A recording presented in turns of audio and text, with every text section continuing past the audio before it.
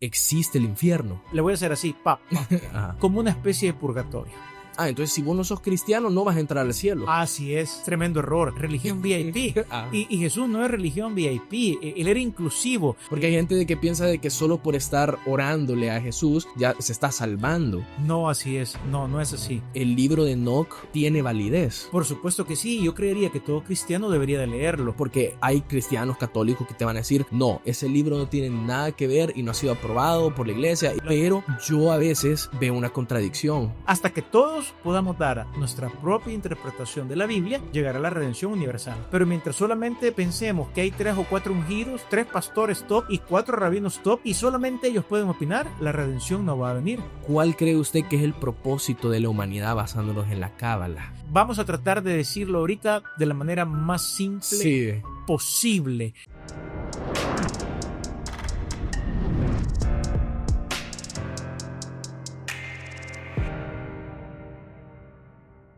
Este proyecto es gracias a Lieduco, una fundación que se enfoca en esparcir la palabra de Dios, más en estos tiempos que hay tanta ignorancia espiritual o a las personas ni siquiera les interesa saber sobre Dios. Así que si ustedes quisieran apoyar este proyecto, pueden entrar a www.alieduco.org/proyecto Edén y allí nos estarían apoyando directamente a nosotros. Además, si están en Estados Unidos, todas sus donaciones son deducibles de impuestos. Pero gracias a Lieduco por apoyar este proyecto. El invitado de hoy es un maestro de Cábala, es una enseñanza sobre los secretos del cielo, los secretos de la Biblia, y aparte de eso es autor, tiene múltiples libros, y es conocedor de todas las enseñanzas de Jesús. Y su nombre es Kenneth Ben-Hiber. Bienvenido.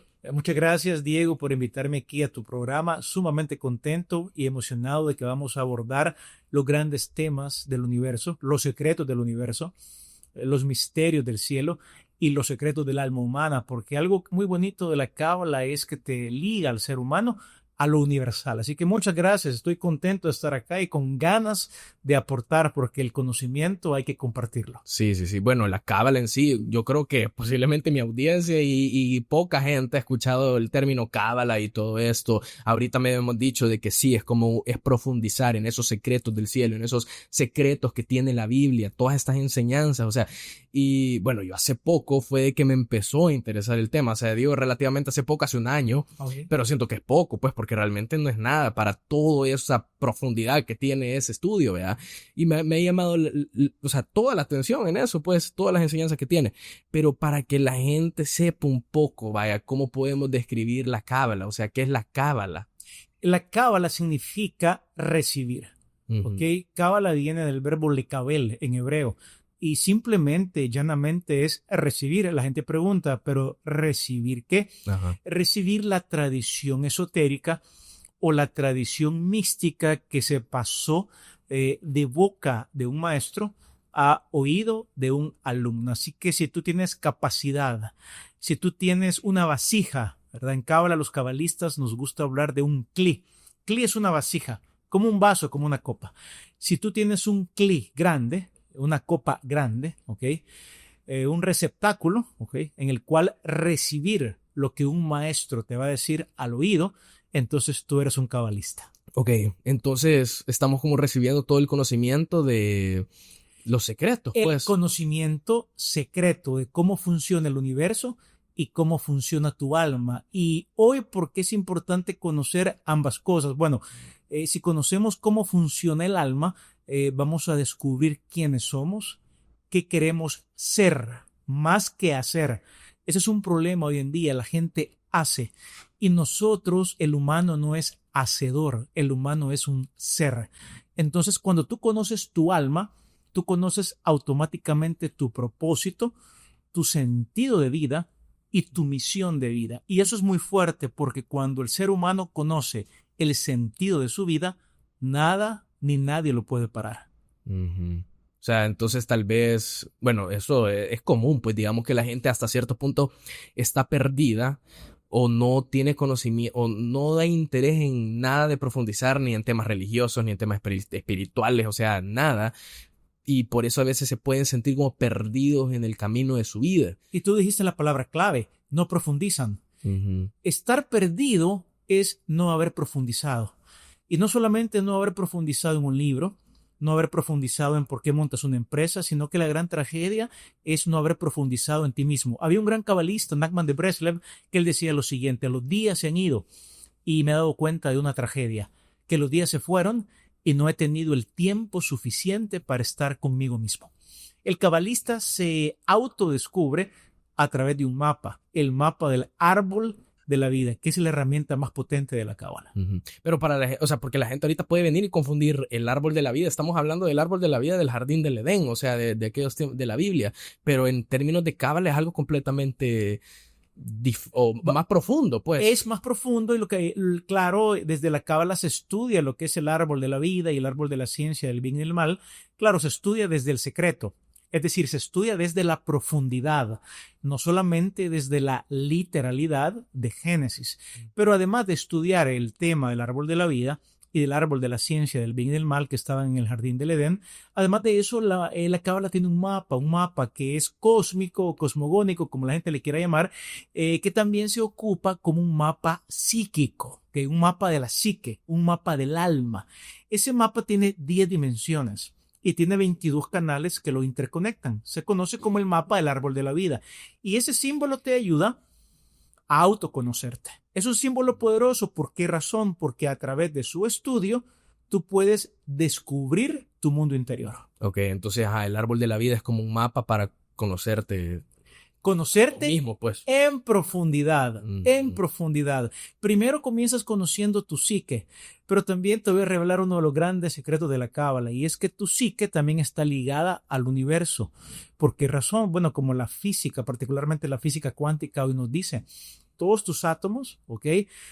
Todos tus átomos y lo que tus átomos contienen fueron creados, fueron cocinados a fuego en una estrella. Por lo tanto, tu vida está ligada, por así decirlo, a las estrellas. No sé si tú recuerdas cuando llegan los magos, ¿no? Los 3 reyes magos en los evangelios y dicen, venimos a adorar a Jesús. Sí. Por cierto, Jesús es un gran cabalista, es un gran místico.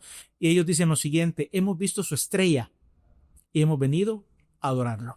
Tú estás ligado inexorablemente al cosmos. Ok. Y uno de los libros de que se basa bastante la cábala, el Zohar.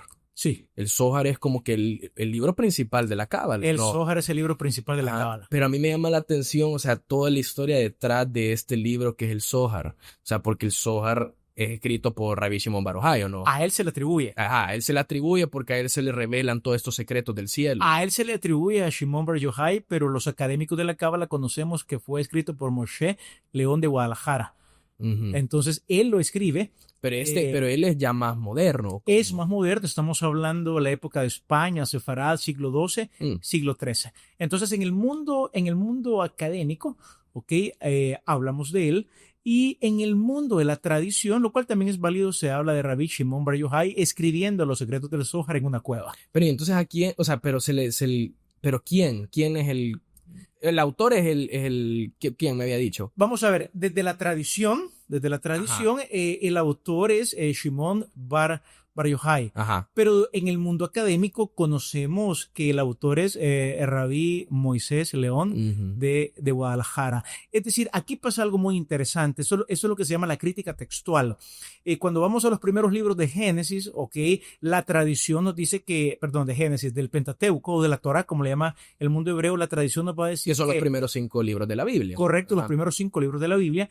La tradición te dice que son atribuidos a Moisés. Sí. Esa es la tradición. Y obviamente cuando uno se cría en una iglesia, tú atribuyes esos libros a Moisés. En el mundo académico, la crítica textual simplemente te va a decir, mira, no lo sabemos. Así como los evangelios. Tenemos el evangelio de Mateo, Marcos, Lucas y Juan. Y en cualquier iglesia, desde la tradición, vamos a decir, el evangelio de Juan lo escribió Juan. En el mundo académico la cosa cambia. En el mundo académico, conocemos que Mateo, Marcos, Lucas y Juan son nombres que la tradición atribuye que escribieron los evangelios, pero no necesariamente fueron ellos. Sí. Pero entonces, todo depende de cómo se hable. De hecho, cuando la persona, con la cábala pasa algo, la cábala de por sí te abre la mente. Y cuando abrimos la mente hay un gran peligro, y es que los seres humanos somos dogmáticos. Entonces, para nosotros, o es esto o aquello.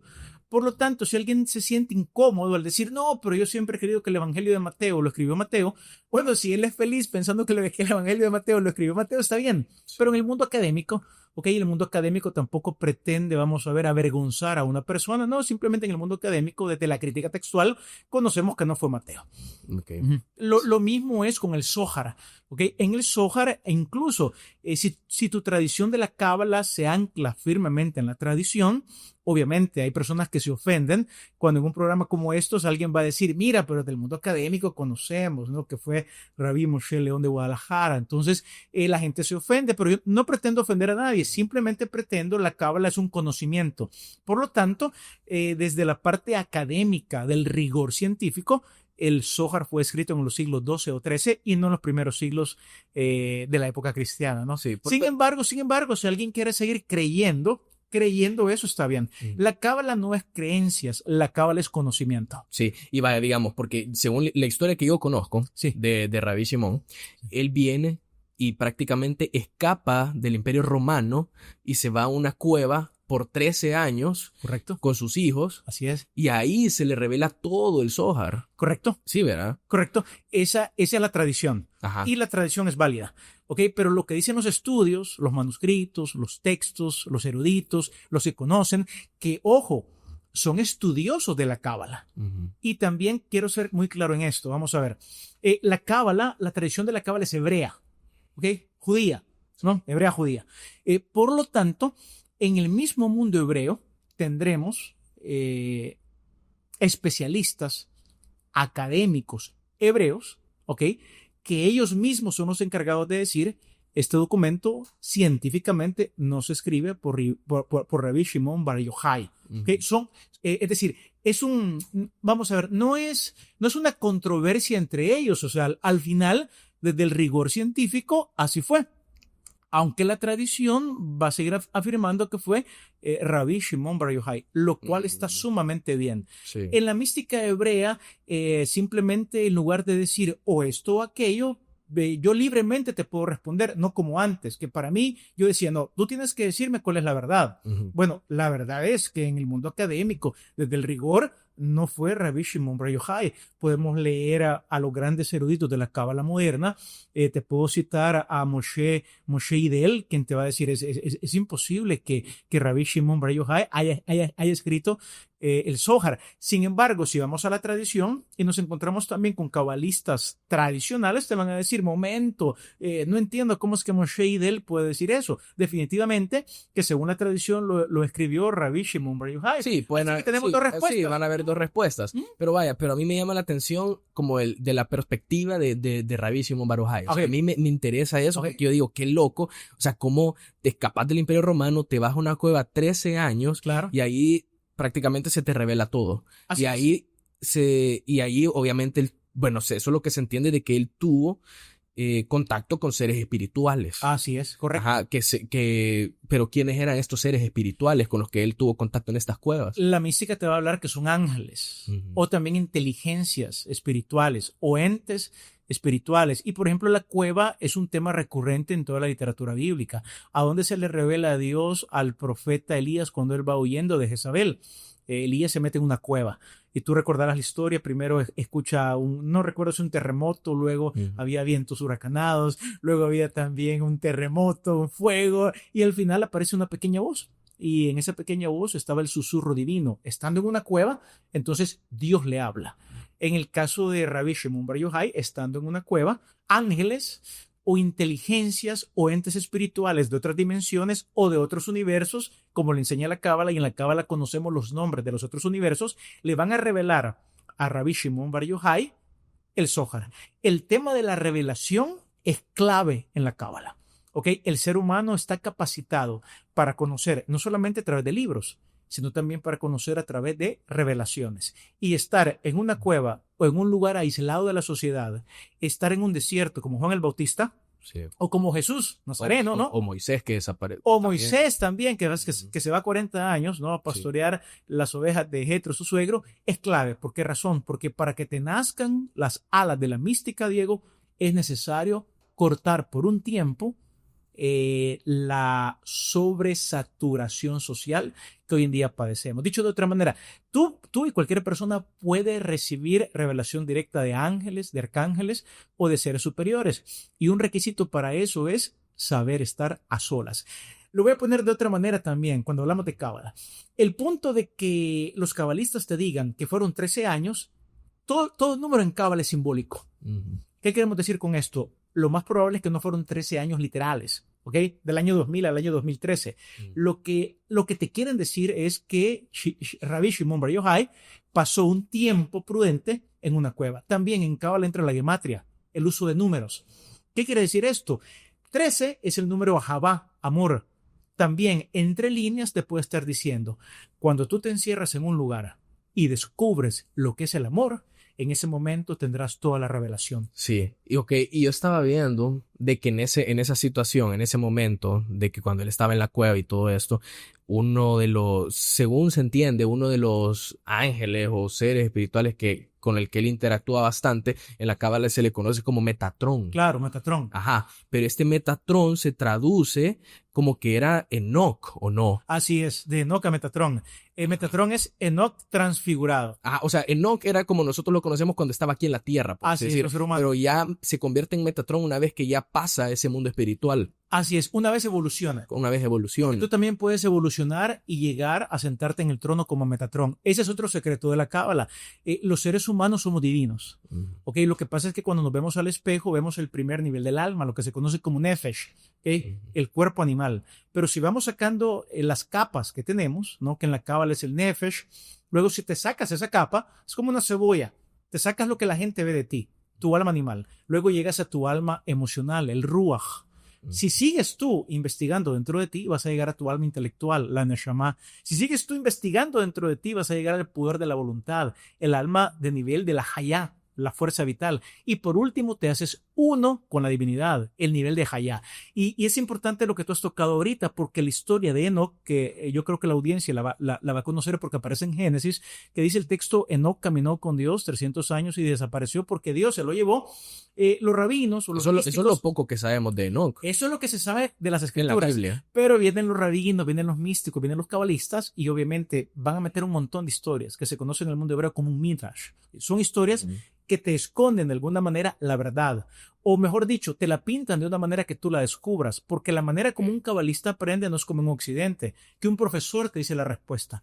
Un cabalista te dan información, te dan historias, parábolas, y tú tienes que saber en qué consiste lo que te están diciendo. Por lo tanto, Enoc camina con Dios y es merecedor por su tikkun o reparación de su alma, es merecedor de llegar a ser Metatrón. Solamente en pocas palabras sería como ser justo. Correcto, ser un sadik, ser un justo. Ajá. Pero ese es un nivel bien grande, ser Metatrón. ¿Por qué razón? Porque implica un cambio de forma, ¿ok? Una transformación.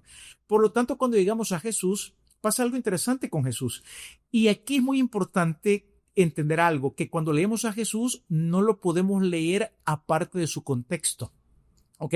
Si queremos entender en el monte de la transfiguración, ¿qué le pasa a Jesús cuando de repente sus discípulos lo ven que su cuerpo comienza a cambiar de forma? Lo ven blanco, sus vestiduras blancas.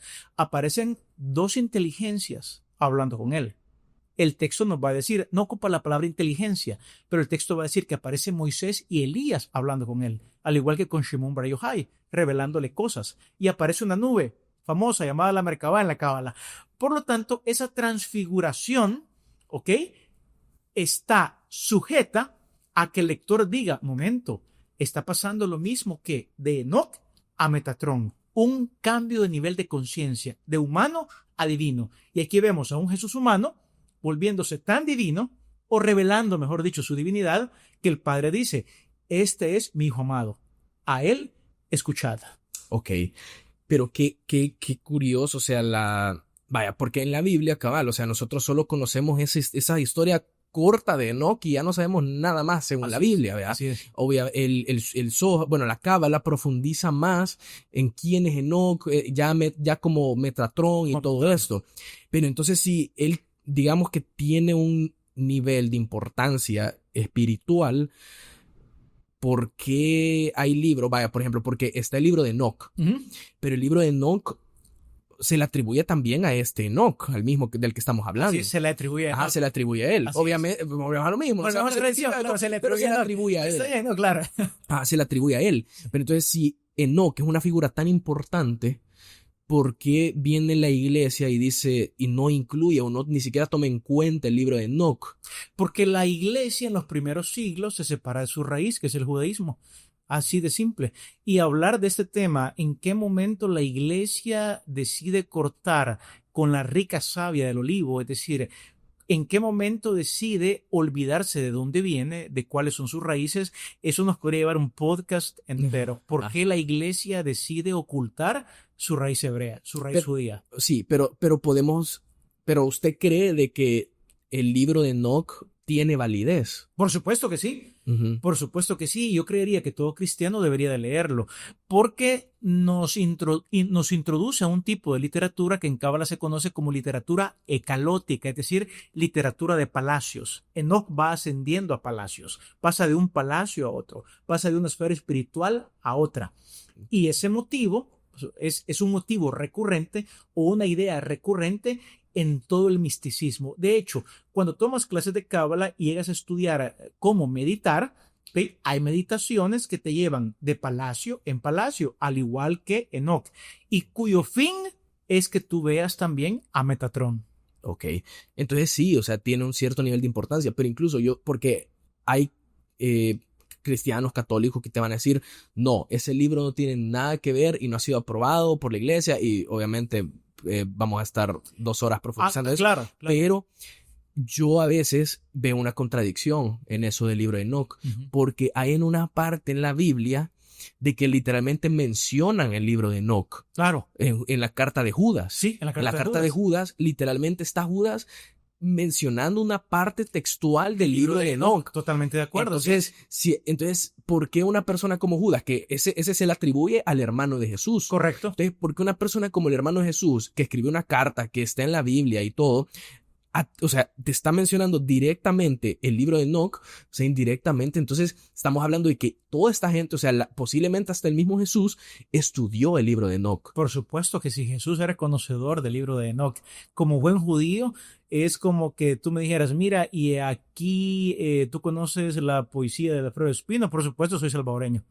Es decir, es innegable que Jesús conocía el libro de Enoc, y no solamente lo conocía, él se sentía como parte de esa tradición mística en la cual el ser humano puede evolucionar, entiéndase, transfigurarse o transformarse de humano a divino, sentándose en el trono. Okay. Ese es Metatrón. Metatrón es el clímax de un ser humano que camina con Dios a tal punto que merece que su cuerpo adquiera la forma angelical. Así es. Qué loco. Sí, es alucinante. ¿Okay? Sí. Y digamos, ese libro de Enoc, o sea, perdón, pero vaya, según entiendo yo, este libro fue como protegido o fue escrito, no sé, por un grupo que eran judíos que estaban en el desierto, o sea, como que se habían aislado completamente, que se llaman los esenios. Volvemos al tema del aislamiento. Ajá. Así es. Se aislaron. Ese tema es recurrente, ¿ok? Entonces, volvemos a lo mismo, o sea, se aisló este grupo de judíos en el desierto. Así es. Y pues hay personas que dicen de que ellos directamente escribieron el libro de Enoc. Hay otra gente que dice que ellos protegieron el libro de Enoc. Y al final de cuentas, todo eso, ellos para tener un poco de contexto, ellos vivían cerca del Mar Rojo, según se entiende. Sí. Ellos vivían cerca del Mar Rojo. Y luego ya más en una época moderna, en esa misma área se encuentran los rollos del Mar Muerto. Así es. Y los rollos del Mar Muerto tienen parte del libro de Enoc y parte de la misma Biblia. Así es. Entonces hay tanta como relación de eventos y de pruebas que nosotros tenemos para validar que ese libro, pues, tiene importancia. Por supuesto que sí. Y bueno, lastimosamente sí, no está en la Biblia tradicional como nosotros la conocemos, pues.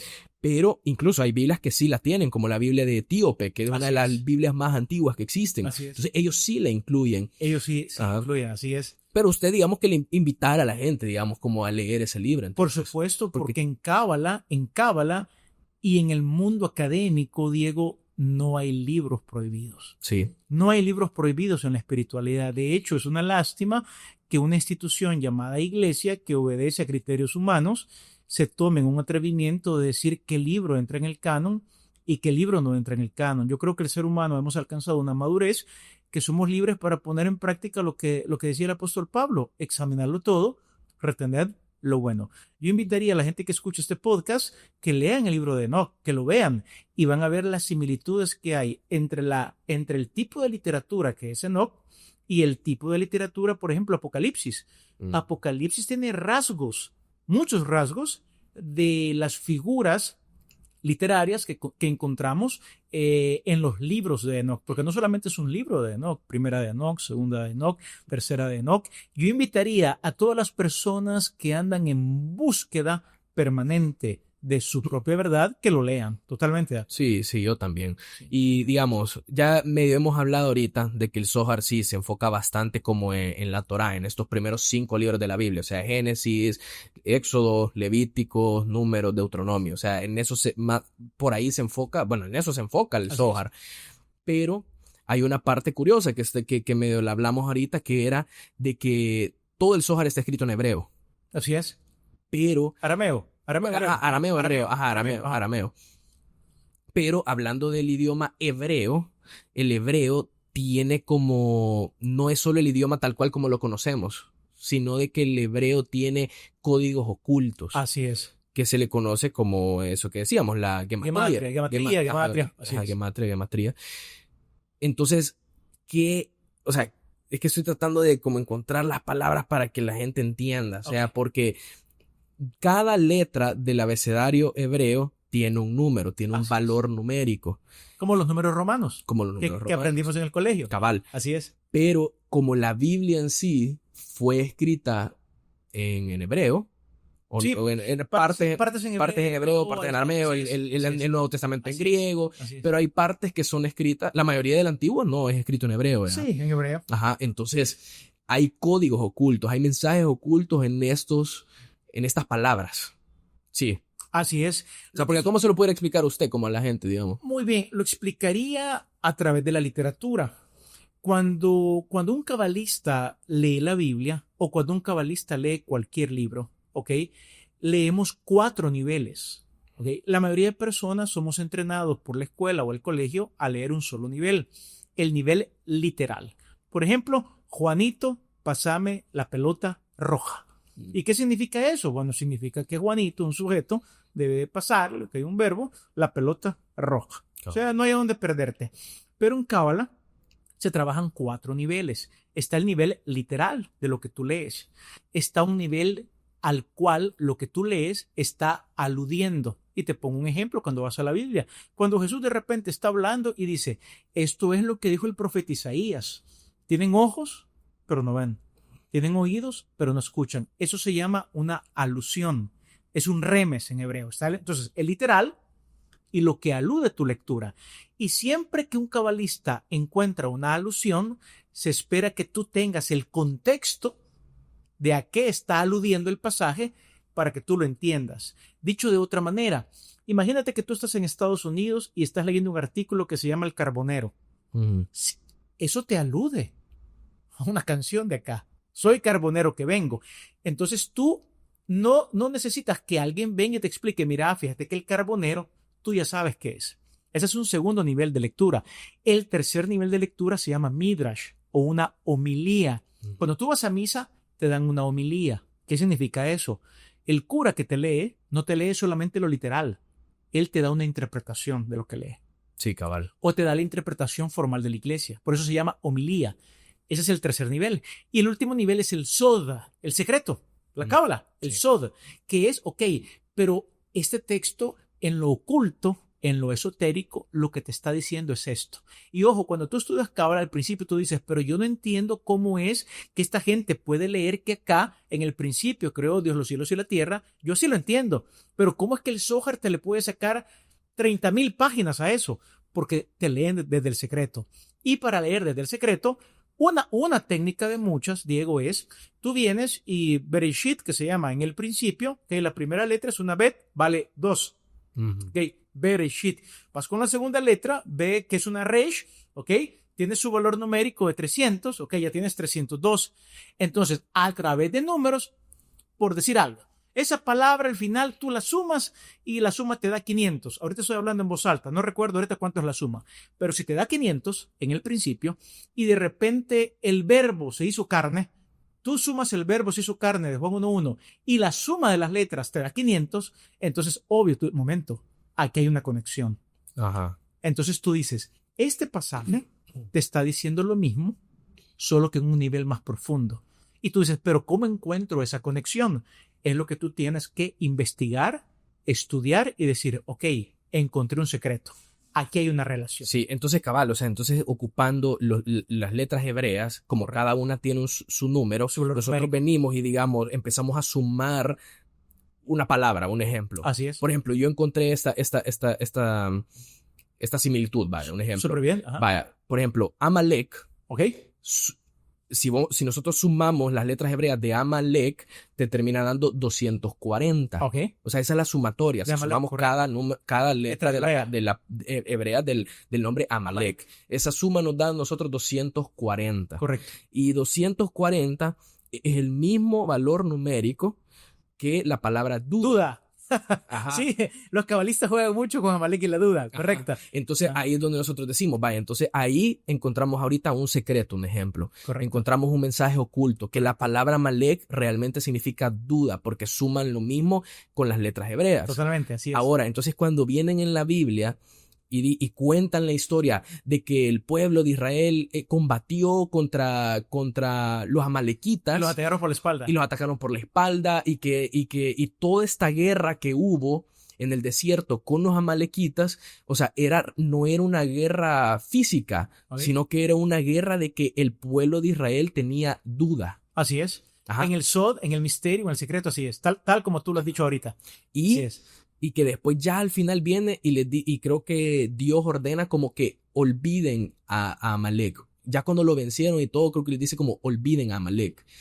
O sea, ya no hablen de él. Así es. Entonces es como eliminar la duda de tu perspectiva y de tu mente. Y cae una maldición sobre Amalek y es que lo van a raer de sobre la faz de la tierra. Y obviamente entonces se entiende, la duda es de las cosas más perjudiciales para el pueblo de Dios. Quizás ahí también logramos entender que Jesús de Nazaret a cada rato decía, ¿por qué dudasteis?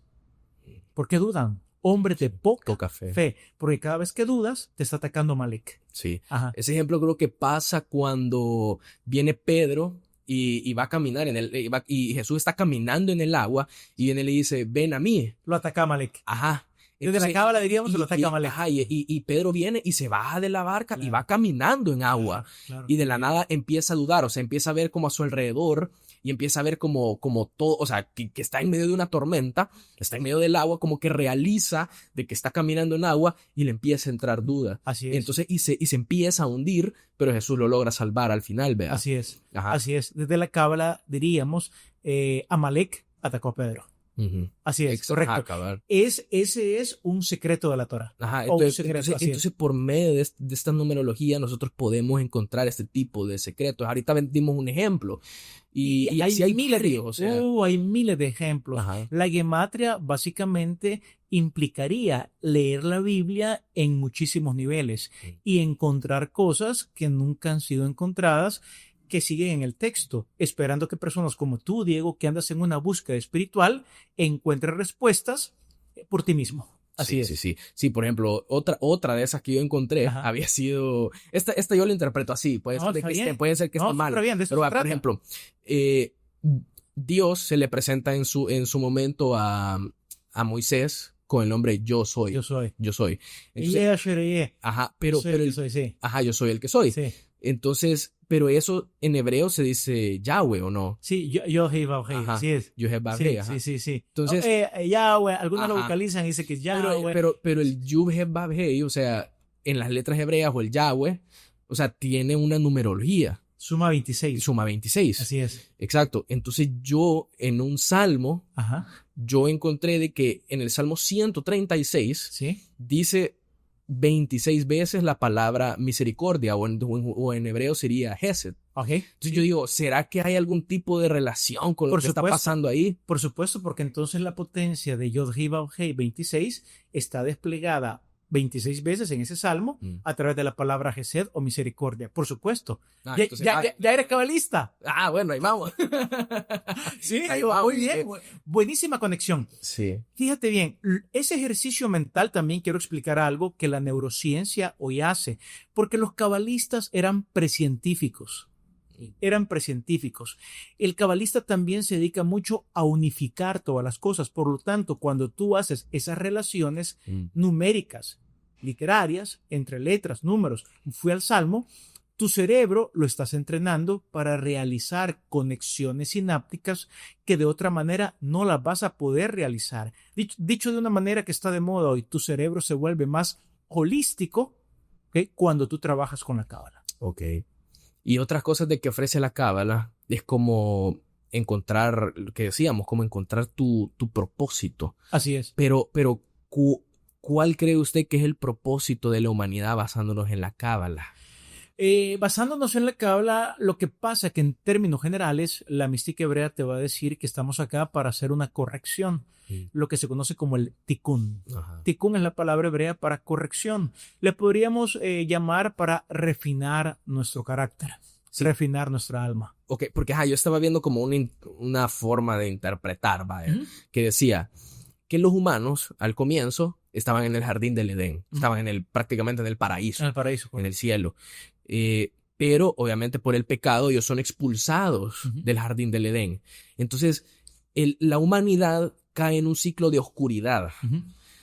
Y entonces nuestro rol se convierte en regresar al jardín del Edén. O sea, como volver a abrir ese acceso al jardín del Edén y que cada uno pueda regresar a eso. Totalmente.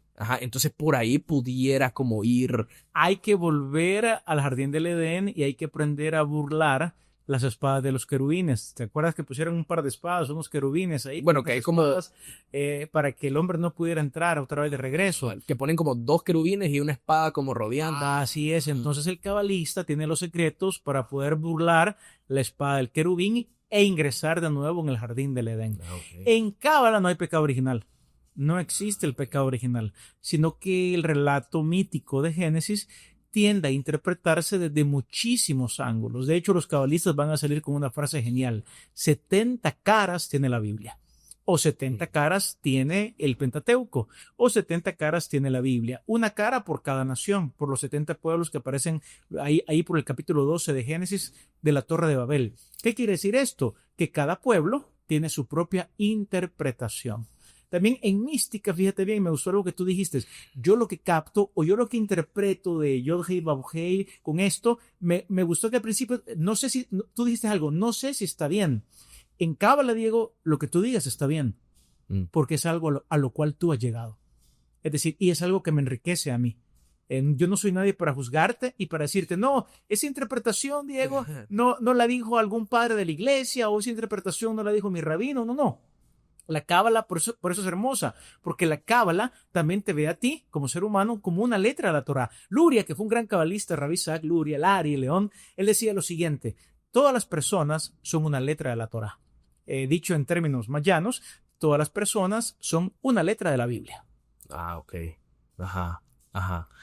Vaya, entonces vaya, por ejemplo, en este caso, sí, o sea, uno puede venir y crear sus conclusiones y todo, y no hay necesidad de que alguien venga y te bote todo el argumento. O sea, si tiene respaldo con lo que yo lo estoy dando, lo que pasa es que sí hace sentido, pues. Al nivel del alma, al nivel profundo, lo que pasa es que nosotros no estamos acostumbrados a niveles profundos de conversación.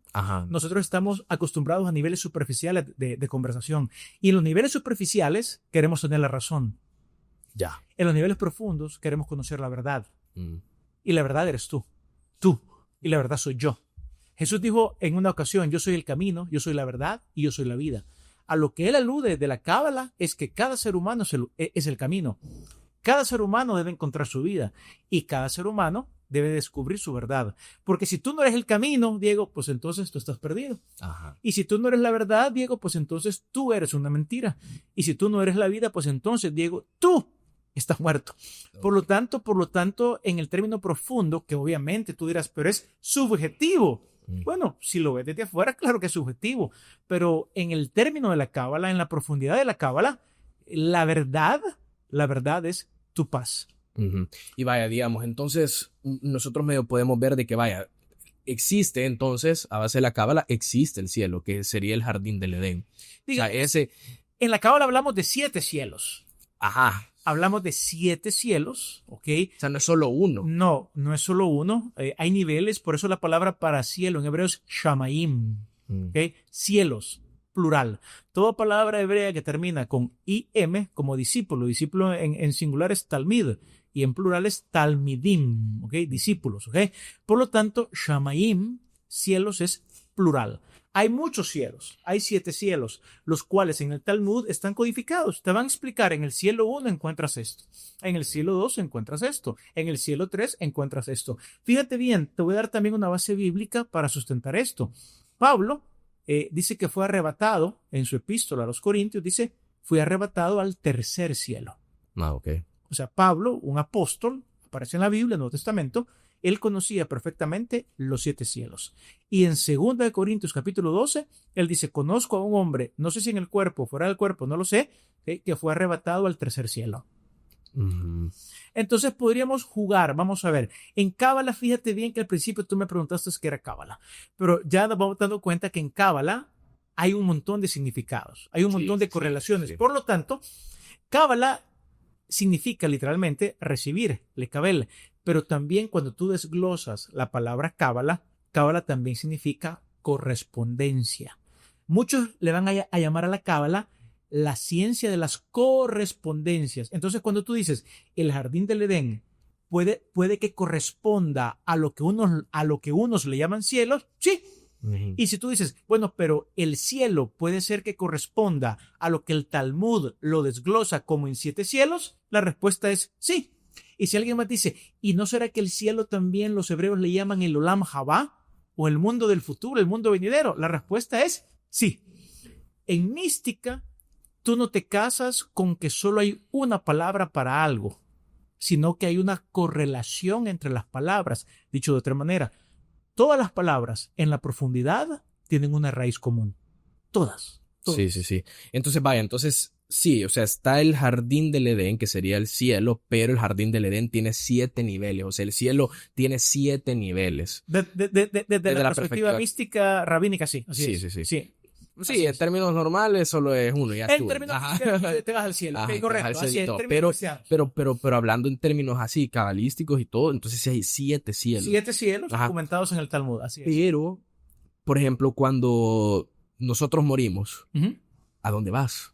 Esa es una muy, pero muy buena pregunta. Aquí depende de varias cosas. Muy bien, en Cábala también, vamos a ver si la gente no se asusta ahorita, en Cábala también está lo que se conoce como la rotación de las almas. Que sería que una reencarnación. Así es, la gente le llama reencarnaciones, pero la palabra técnica no es reencarnar. En Cábala se le llama que el alma rota. Por lo tanto, depende del nivel de perfeccionamiento que tú has alcanzado. Si tú has logrado perfeccionar o refinar tus acciones, si has logrado refinar y perfeccionar tus emociones, tus ataques de ira, tus ataques de violencia, la lujuria, si tú has logrado perfeccionar, fíjate bien, no ser perfecto, sino grados de perfectibilidad, ¿okay? En tu carácter, en tus pensamientos, ¿okay? En lo que tú piensas, ¿ok? Si logras un tikkun completo, se dice que eres un justo, un sadik, y por lo tanto asciendes a uno de los 7 cielos. Okay. Pero si tú no logras un refinamiento, una purificación, como la carta a los hebreos dice, un perfeccionamiento, o sea, una rectificación, entonces el alma necesita volver a rotar. ¿Y para qué rota? Para poderse elevar. Porque en Cábala, fíjate bien, las almas hemos encarnado y tenemos un cuerpo de carne y sangre, un nivel nefesh, tenemos un cuerpo para poder elevarnos. Por lo tanto, pasamos a la siguiente vida, al cielo, si le quieres llamar así, con el nivel que hemos alcanzado. Ajá. Entonces, pero vaya, digamos de que si una persona en su vida, digamos que no pudo corregir como estos errores humanos, vaya, como por ejemplo la ira, el ego, el miedo, o sea, todas estas cosas, la duda, o sea, todo eso, si una persona en sus 80, 90, 100 años de vida no logró como reparar todas esas cosas, va a llegar, o sea, cuando muera, así es, va a tener que encarnar en otro cuerpo. Así es. Ajá, Y esto lo que explica es por qué un montón de personas van al psicólogo o al psiquiatra pensando que están locas. Porque de repente están en un lugar y dicen, hey, yo me acuerdo de este país. Yo nací en este país. Hey, yo conozco a esta persona. Yo me he topado con esta persona y yo siento que tengo años de conocerla y la conocí ayer. Porque el alma, muchos recuerdan sus vidas pasadas. Por eso es que es un fenómeno real. Pero entonces en un término genérico, ¿está reencarnando o no? Todos estamos rotando. Ajá. Así es. Así como todo el universo rota. Así como la energía no se destruye, sino que la energía se transforma. Entonces, pero va a llegar un punto, digamos, de que ya, digamos que rotás o reencarnás tantas veces. Que alcanza la perfección. Que alcanza la perfección, vea. Así es. Entonces, va a llegar un punto en tu rotación de que vas a alcanzar vas a lograr como romper... Ser un justo, ser un sádico. Ajá, convertirte en una persona justa. Así es. Y ahí vas a tener acceso a un nivel alto en el cielo. O sea, a un nivel de esos jardines del Edén alto. Así es, a esos niveles del jardín del Edén en el cual literalmente tú te sientes que eres uno con Dios. Y esto porque es importante, porque el mayor exilio que hay en el ser humano, y por eso en la Biblia hay un montón de exilios. Veo que tú eres lector de la Biblia y por eso cada vez que el pueblo de Dios, Israel, pecaba, transgredía la Torá, los 10 mandamientos, ¿no? Se iban al exilio. Estuvieron exiliados en Babilonia, ¿ok? Luego vino el exilio griego, ¿verdad? Egipto fue un exilio. Luego el exilio de Roma. Por lo tanto, el mayor exilio que hay, ¿ok? Es el exilio que el alma siente de Dios, el cual es ilusorio. El ser humano siente que está separado de Dios. Yo me siento en exilio, por eso la gente dice, yo me quiero acercar a Dios. Eso es una ilusión. Siempre estamos pegados a Dios. Lo que pasa es que tenemos tan bajo nivel de conciencia, ¿okay?, divina, que nos sentimos separados. Por lo tanto, a medida uno va refinándose, lo que sucede es que tu nivel de conciencia crece. Y el último nivel, o el paraíso, bueno, o sea, ¿qué es el paraíso? ¿Qué es el último nivel? El último nivel es sentir, experimentar que no hay ninguna división entre tú y Dios. O sea, ese es el cielo. Son con la luz. Uno con la luz. Por eso Jesús de Nazaret en Juan 17 decía, él oraba, Padre, que todos sean uno, como tú y yo somos uno. Yo oro para que ellos, en aquel día escatológico, ellos se den cuenta de que yo estoy en ellos, en mis discípulos, que ellos están en mí y que tú estás en mí.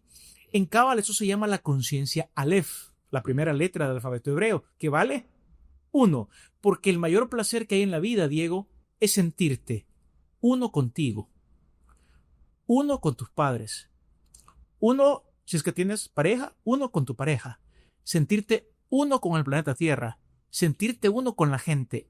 Ese es el cielo. Cuando tú ya no estás exiliado de ti mismo ni de los demás. Okay. Ese es el cielo, en Cábala. Sí. Ser uno con todo. Pero, vaya, yo estaba viendo una parte en la Biblia que viene Jesús y dice, estaba hablando una historia sobre un rico y un pobre. Sí. Entonces dice, el rico ahorita está en el seno de Abraham, dice. Sí. Así lo describe. Sí. Pero entonces el seno de Abraham, como yo lo he entendido, es uno de esos 7 niveles del cielo, del jardín del Edén. O sea, el seno de Abraham.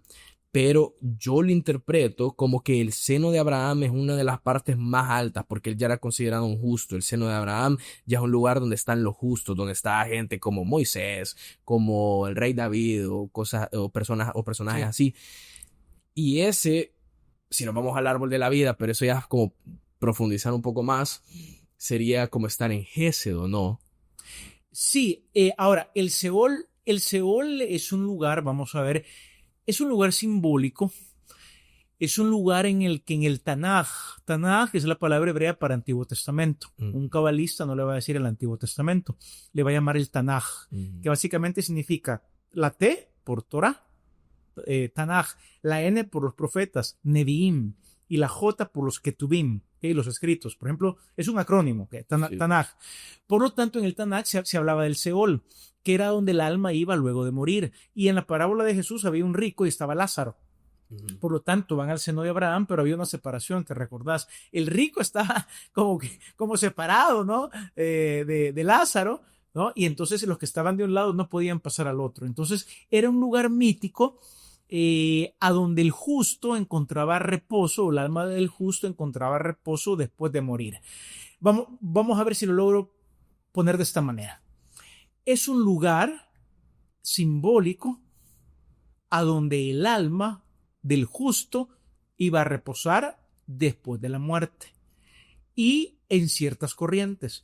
Pero a medida que la revelación bíblica o la revelación de la Cábala va avanzando, resulta ser que hay diferentes maneras de llamarle. Otra vez volvemos a una idea fundamental de Cábala: correspondencias. El seno de Abraham puede corresponder a un montón de cosas. Lo peor que puedo hacer yo en Cábala es ser dogmático. ¿Y qué es ser dogmático? Ser dogmático es una persona que dice: el seno de Abraham, 2 puntos. Es tal y tal cosa. Eso es ser dogmático. ¿Okay? Es casarte con un concepto. En Cábala no te casas con un concepto, porque ya dijimos, cada nación o cada concepto o la Biblia tiene 70 caras. Por lo tanto, una tradición te puede hablar. Podemos hablar del seno de Abraham exclusivamente de lo que te dice la Biblia. Podemos acá sacar una concordancia y trazar todas las veces que aparece el seno de Abraham. ¿Qué? 40 versículos. Y saquemos el mínimo común denominador. ¿Ok? Y sacamos una conclusión. Pero también podemos ir a todas las historias o el Midrashim del pueblo hebreo o de los cabalistas, que hay volúmenes enteros diciéndote que es el seno de Abraham. Y cada autor, como es en el mundo hebreo, bueno, se dice que a donde hay 3 judíos, hay 4 opiniones. Habrán 4 opiniones, 7 opiniones de qué es el seno de Abraham. Pero para que los que nos escuchan puedan aterrizar en algo, el seno de Abraham representa un lugar de descanso para los justos. Ajá. O sea, como que cuando ya llega un punto de que un justo muere, así es, puede descansar en el seno de Abraham. Y en ciertas corrientes teológicas protestantes se dice que con la muerte de Jesús, el seno de Abraham se trasladó al reino, a los cielos. Ajá. Hay ciertas corrientes que te afirman. Sí, ajá, sí, es verdad. O sea, no nos podemos venir y casar con un concepto, vaya, porque, así es. Porque de la nada, ahorita estamos hablando de esto, pero el otro año de la nada aprendes otra cosa sobre el mismo tema, pues entonces no te puedes casar con algo. ¿Vale? Así es. O la iglesia sale con la idea, mire, así como nos hablamos del purgatorio, ya no existe o ya no existe. Ajá. Me explico. Tenemos que estar abiertos a que la revelación es progresiva. Sí. Por eso no hay mejor cosa, Diego, en el mundo de la Cábala, que es lo que más me encanta a mí, es que el alma puede realizar su propia interpretación. Y se necesita que cada alma realice su propia interpretación, porque tu interpretación de la Biblia es necesaria para la reparación universal. Hasta que todos podamos dar nuestra propia interpretación de la Biblia, llegará la redención universal. Pero mientras solamente pensemos que hay 3 o 4 ungidos, 3 pastores top, ¿okay? 3 curas top y 4 rabinos top, y solamente ellos pueden opinar, la redención no va a venir. Porque la redención consiste en armar un cuerpo, ya sea el cuerpo de Cristo o la iglesia, ¿no? La quejilá, la asamblea, ¿no? ¿Okay? Entonces, en la asamblea, todos tenemos voz y voto. Esto parece política, ¿no? Aunque en mística no hay política. Pero lo bonito de la mística es, yo necesito el punto de vista del otro. Porque me complementa, no me ataca. Me complementa. Sí, es cierto. Yo creo que, y eso fue uno de los errores que Jesús señaló en su momento. O sea, porque estaban todos estos maestros de la ley, todos estos fariseos, de que tenían prácticamente, literalmente, como que una asamblea legislativa, pero de política de poder. Sí, se llamaba el Sanedrín. Sí. Entonces en el Sanedrín habían 71 miembros, si no me equivoco. Entonces en el Sanedrín 70 más el sumo sacerdote, sí, 71, sí. Entonces habían 70 más 1, 71, y ellos llegaban como a un acuerdo de cuál era la interpretación correcta de la Biblia, llegaban a cierta... de eso era, se iban a argumentar como que qué leyes habían que seguir, cuáles no, qué interpretar, qué no, o sea, sí, se hizo bien político. Sumamente político. Y eso pues fue de las cosas que vino a señalar Jesús. Entonces ahora en día nosotros podemos estar cometiendo los mismos errores, o sea, escuchando ciertas versiones y cerrándonos a esas interpretaciones. Así es, lo que más me gustó del estudio de la Cábala es que pude entender que tengo el privilegio, tengo el derecho, tengo la prerrogativa de poder llegar a mis propias conclusiones. Y que, ¿cómo sé que mi conclusión es verdadera? Porque tengo paz. La verdad última solamente es de Dios. Pero la verdad en los mundos inferiores o en este mundo terrenal se traduce, Diego, en que tú sientes paz. Y contra tu paz, o sea, ¿quién te va a sacar de que tú sientes paz? nadie. Sí, cabal. Y ahorita ya hemos hablado un poco como que del lado de los cielos, del jardín del Edén, de estos niveles que hay, de que uno puede acceder a ciertos niveles. Y eso depende de qué tan justo sos, creería yo. Pero ahora, existe el infierno. Vamos a ver, existe lo que se va a llamar en el judaísmo o también en el misticismo hebreo, existe lo que se llama como, le voy a hacer así, Ajá. como una especie de purgatorio. Okay. También se va a decir que el alma, fíjate bien lo que estoy diciendo, también se va a decir, porque tú me vas a decir, bueno, ¿y en qué momento reencarna? ¿En qué momento? Es que aquí no estamos hablando de conceptos sistemáticos, estamos hablando de imágenes. ¿Ok? Imágenes que te quieren comunicar algo. Se va a decir que cuando el alma necesita purificarse porque no se ha purificado, pasará, si no me equivoco, este dato no lo tengo fresco, no sé si son 12 meses o 13 meses en el purgatorio. En lo que el catolicismo le llama el purgatorio.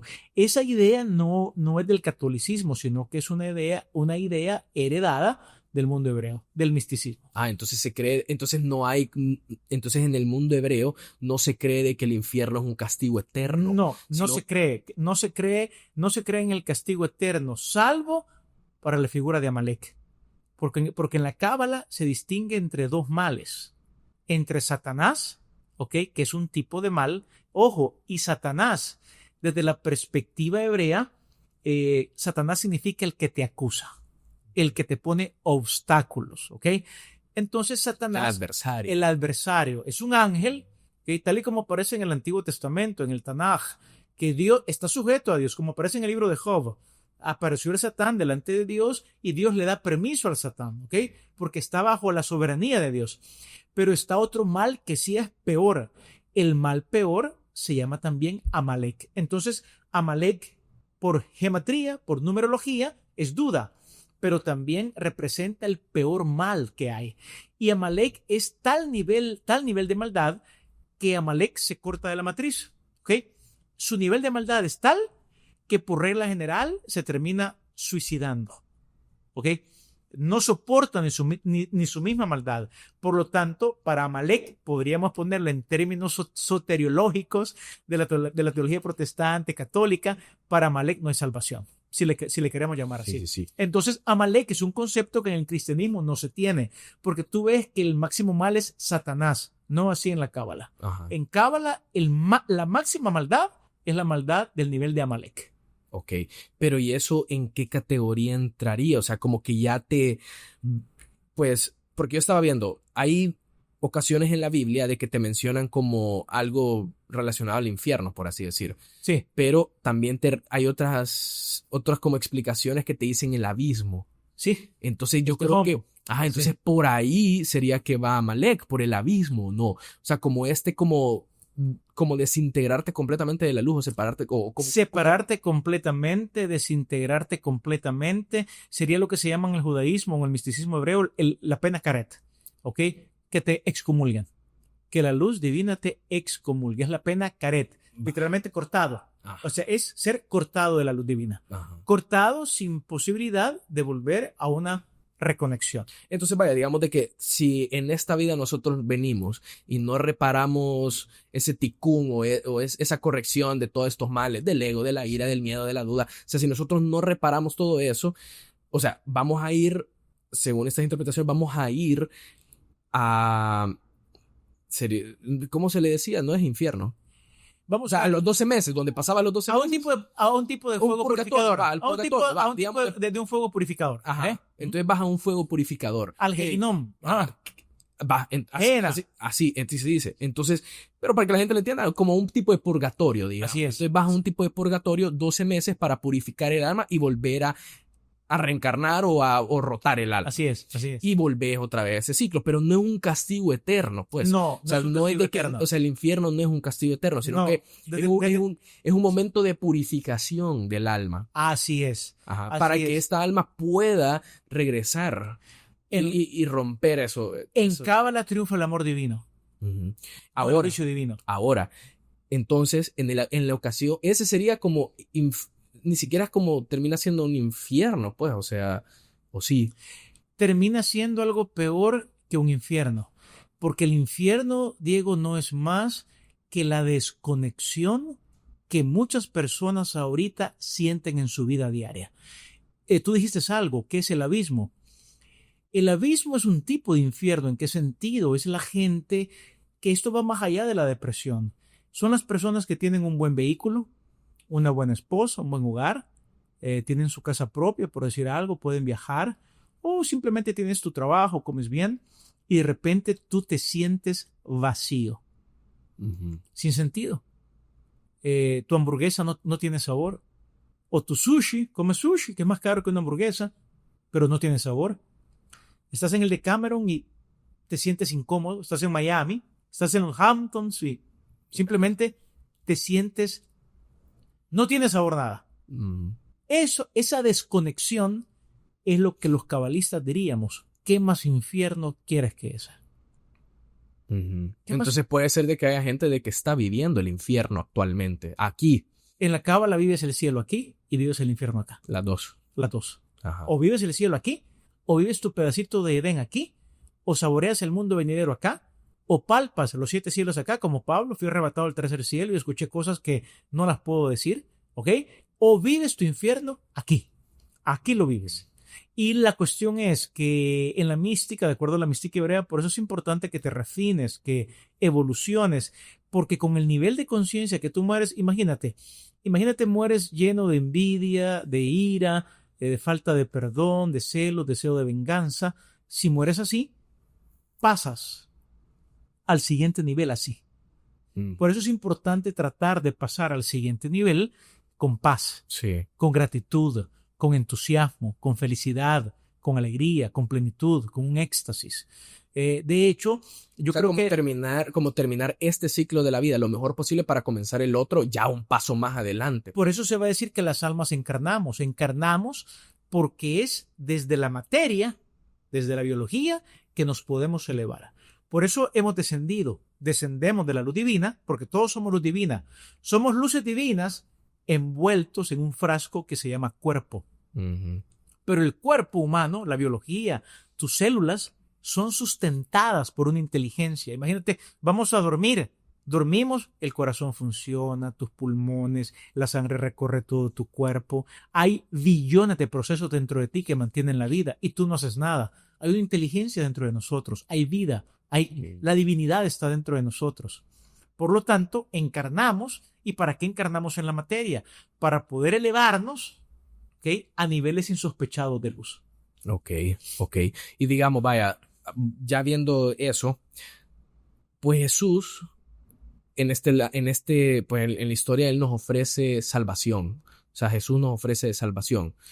Pero la salvación desde el punto de vista de la cábala no se ve solo como el perdón de pecados. Ajá. ¿Cómo se ve? Ok, se ve más grande, más amplia, más integral, más holística. No nos oponemos a la idea de que Jesús murió por nuestros pecados, pero ese es un concepto muy limitado y muy peligroso. Muy limitado, ¿por qué razón? Porque solamente una lectura de la Biblia, por ejemplo, te va a dar una percepción de Pablo. Pablo dice, Jesús murió y con su muerte de los dos pueblos, judíos y gentiles, hizo uno solo, derribando la pared de enemistad que nos separaba. Eso se encuentra en la carta a los Efesios. Luego en Colosenses dice, porque por medio del sacrificio de Jesús tenemos paz, shalom, para con Dios. Aquí ya te di dos cosas, además de Jesús murió por tus pecados. Sí. ¿Ok? Por lo tanto, cuando maridos, amen a vuestras mujeres, así como Cristo amó a la iglesia y se entregó, murió por ella. Maridos, amen a sus esposas. Así que te imaginas cuando alguien dice Jesús murió por tus pecados, ya lo dije ahorita, es una idea limitada. Sí. Muy limitada. ¿Y por qué no te explican? Por ejemplo, cuando Juan 3:16 dice de tal manera amó Dios al mundo que dio a su Hijo unigénito. Cuando la palabra mundo en griego, okay, es de tal manera amó Dios al cosmos. Cosmos. Entonces, ¿cómo durante años hemos creído que solamente murió por tus pecados? Primero, limitado. 2, dije que es peligroso. ¿Pero por qué es peligroso? Porque la gente se vuelve solamente consumidor pasivo de lo que alguien hizo por mí. Él murió por mí, entonces ya murió por mí. Es como que me dan un boleto. Y con este boleto, así como entramos hoy acá, ¿no? A ese lugar donde hacemos el podcast, me dieron un boleto, entro y ya vengo acá. Mientras que en Cábala, eso se llamaría pan de la vergüenza. Es decir, ¿cómo? ¿Tú vas a dejar que alguien más haga el trabajo que te corresponde a ti? ¿Ok? De ahí entonces que desde la mística, salvarte implica un montón de cosas. Por ejemplo, la palabra para salvarte o el prerequisito es arrepiéntete para ser salvo. Arrepiéntete. Y arrepiéntete es la palabra hebrea teshuvah, que significa, tú lo dijiste, retorno. Pero no un retorno a la sinagoga, no un retorno a la iglesia como institución, un retorno a ti mismo, un retorno a tu esencia, un retorno a quien tú eres. No quien tu papá dice que sos, no al nombre que te puso tu mamá, sino a lo que es tu esencia realmente. Entonces, salvación es encontrarte con tu esencia, con el ser más profundo. Por eso Dios le dice a Moisés, cuando Moisés le pregunta, mira, ¿y quién le voy a decir yo a los hijos de Israel que me envía? ¿Cuál es tu nombre? Dile, yo soy. Ahora, imagínate esto. Llega Moisés, llega con los hijos de Israel y le dicen, Moisés, ¿y cómo se llama? Imagínate a Moisés diciéndoles, yo soy. ¿Qué les está revelando Moisés? La salvación es descubrir que tú eres divino. Tu origen. Okay. Esa es la salvación. ¿De dónde vienes tú? El verbo se hizo carne. Cuando pensamos que el verbo se hizo carne, solo pensamos en Jesús. Sí. El verbo también se hizo carne en ti. Tú eres el verbo hecho carne. Yo soy el verbo hecho carne. Todos somos encarnaciones divinas. Todos. Sí, correcto, porque hay gente de que se limita a ciertas interpretaciones, como por ejemplo, lo llevan como a un nivel muy simplista, vaya, porque vienen y te dicen, viene Jesús y dice, nadie llega al Padre si no es por mí. Así es. Entonces hay gente que lo ha llevado al nivel de que dice, entonces si vos no sos cristiano no vas a entrar al cielo. Así es, tremendo error. Ajá. Eso es VIP, religión VIP. Y Jesús no es religión VIP, él era inclusivo. Y es interesante porque al final en Apocalipsis tú vas y lees que alrededor del trono, dice Juan, yo vi gente de toda lengua, tribu y nación. Y créeme cuando te digo que esa gente de toda tribu, lengua y nación no compartía las mismas creencias. Sí. Pero sí habían descubierto todos su misma esencia. En el fondo, voy a ocupar palabras despectivas, solo para que lo entendamos. En el fondo, negros, chinos, en el fondo, todos somos luz. Porque todos venimos de la luz. Todos venimos de la luz, así es. Y estamos retornando a esa luz. A esa luz. Correcto. Sí, pero yo creo que también esa palabra de Jesús cuando él viene y dice, nadie llega al Padre si no es por mí. Okay. O sea, yo creo que también nos está enseñando a ser como Él. O sea, totalmente. Como vivir en este mundo como Él. O sea, no te lo reveló carne ni sangre. Es lo mismo que pienso yo y es lo mismo que piensan los grandes cabalistas. Sí. Te dio ejemplo. Ese es el camino. Entonces, por lo tanto, tienes que imitarlo. Porque si no lo imitas, pues entonces no llegarás al Padre. Sí. Pero no es lo que nosotros hacemos en Occidente, que es solamente tenemos que asentir intelectualmente. Sí, o sea, distanciándome del sujeto. Okay. Pone que Jesús está a 3 metros. Sí, yo creo que Él es el camino. Momento. Si tú no eres el camino, tú estás perdido. ¿Okay? Si tú no eres la verdad, eres una mentira. Él te enseñó qué es ser camino. Él te enseñó qué es ser verdad. Él te enseñó lo que es la vida. ¿Ok? Es como que después lo último que faltó es que te dijera, imítame. Literal. Pero toda la Biblia te lo dice, Efesios capítulo 5, sed pues imitadores de Dios como hijos muy amados. Literal. Entonces tal vez siendo como Jesús, puede llegar a un punto de que nosotros podemos transformar nuestra alma. Transfigurarte como Él. La meta es que tú también llegas a tu propia mente de la transfiguración. Correcto. Siendo como Él, imitándolo a Él. Imitándolo a Él, siéndolo como Él, teniendo la ética de Él, la ética del reino. Pero no es orándole a Él y creyendo solo así ciegamente en Él. En Cábala no te salva lo externo, te salva lo interno. Porque hay gente que piensa de que solo por estar orándole a Jesús ya se está salvando. No, así es. No es así. No, puedes invocarlo porque el nombre de Jesús es muy poderoso. Sí. De hecho, en Cábala se trata mucho también de invocar la ayuda de ángeles, la ayuda de justos, la invocación de nombres divinos, los 72 nombres de Dios, ¿no? Hay mucho material sobre esto, pero en mística se trata de que tú descubras la parte del Mesías, la parte del Cristo que tú llevas dentro. Pablo lo tenía claro cuando dijo, somos el cuerpo de Cristo. ¿Verdad? Y Cristo lo pone, Él es la cabeza del cuerpo. Jesús es la cabeza de un cuerpo. Pero tú, Diego, tú a lo mejor eres el ojo derecho, ¿no? Yo soy el ojo izquierdo. El punto es que en esencia Jesús es como un hermano mayor. Pero nosotros la teología lo ha hecho como un excluyente semidios. Pero Jesús es tu hermano mayor. Y esta idea está en la carta a los Hebreos, que está en el Nuevo Testamento, cuando dice, y Él no se avergüenza de llamarlos hermanos. porque todos tienen un mismo origen. Hebreos capítulo 2. Lo que pasa es que son ese tipo de prédicas, son ese tipo de homilías que los pastores nunca enseñan. Es más, si tú buscas en internet algún pastor de este país que haya enseñado toda la carta a los hebreos, no lo vas a encontrar. Porque si te enseñan toda la carta a los hebreos, pues la carta a los hebreos es cábala y derrumba todas las teologías. Okay. Ahí claramente te dice, Jesús es tu hermano mayor. Sí, sí, sí. Uh-huh. Entonces, digamos, porque uno de las misiones de este mundo, o de lo dice la Biblia, lo dice eso, es como llegar a un punto de una salvación colectiva, o sea, que todos nos salvemos. Totalmente. Ajá. Eso me gusta, lo colectivo, porque en cábala se habla de cuerpo, se habla de uniones, se habla de unificaciones, y es mucho más grande lo colectivo que lo individual. Así es. Pero entonces será de que si cada uno empieza a ser como Jesús, a imitar a Jesús, va a llegar a un punto de que todos colectivamente nos vamos a salvar. Correcto, así es. Al final el amor triunfa y todos colectivamente, ocupando ese lenguaje cristiano, todos colectivamente haremos nuestra reparación. De hecho, San Pablo habla de eso en Romanos capítulo 11, cuando él dice, porque Dios sujetó a todos a la desobediencia, a todos, para tener misericordia de todos. ¿Cómo? Literalmente, Romanos 11:33. Y luego te dice, porque todas las cosas proceden de él, existen por él y para él. La meta de la reparación universal o del tikkun olam, ¿okay?, de la reparación o del refinamiento, es que toda la creación vuelva a su origen. No solamente tú y yo estamos volviendo al origen de la luz, los planetas, las galaxias también están volviendo a su origen. Por eso Romanos 8 te va a decir, la creación misma aguarda con dolores de parto la manifestación gloriosa de los hijos de Dios, porque fue sujeta a vanidad. ¿Okay? La creación, el cosmos gime por la salvación. La salvación no es un concepto solamente humano. Habrá redención también para los animales. Isaías, el niño meterá la mano en la cueva del áspid, de la culebra, de la serpiente. ¿Okay? Y en todo mi monte, dice el Señor, nadie se hará daño. La salvación es global, es holística, es terrenal, es galáctica. Sí, ¿y a dónde entra entonces? Si nosotros colectivamente nos podemos salvar, pero ¿a dónde entra todo esto con la segunda venida del Mesías? La segunda venida del Mesías es un tema, vamos a ver, vamos a tratar de decirlo ahorita de la manera más simple posible. Ok, el Mesías desde la Cábala viene en todas las generaciones. En todas las generaciones. Yo no sé si tú alguna vez has tenido la posibilidad de celebrar la fiesta de Pascua o de Pesach. Sí. Okay, desde la perspectiva hebrea.